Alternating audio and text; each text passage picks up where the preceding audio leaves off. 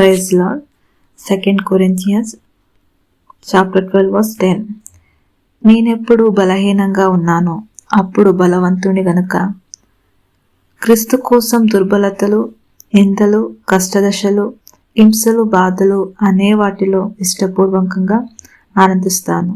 ఆమె 2 కొరింథీయులు 12:11 అంటే విశ్వాసులు తమ స్వంత పరిమితులు, బలహీనతలు మరియు కష్టాలను అంగీకరించినప్పుడు వారు దేవునిపై ఆధారపడతారు. క్రీస్తు శక్తి వాటి ద్వారా పూర్తిగా పనిచేయడానికి అనుమతిస్తారు. ఎందుకంటే అవి మానవ బలం కంటే దేవుని కృపపై ఆధారపడటాన్ని బలవంతం చేస్తాయి. చివరికి అతన్ని నిజంగా బలవంతుడిని చేస్తాయి. ఆమేన్.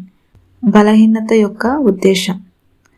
ఈ వచన మానవ సామర్థ్యత నుండి క్రీస్తు సామర్థ్యం వైపు దృష్టి సారింది. దేవుడు తన బలాన్ని ప్రదర్శించడానికి బలహీనమైన పాత్రలను ఉపయోగిస్తాడని చూపిస్తాడు. చివరిగా 2 కొరింథీయులు 12:10 బోధిస్తుంది.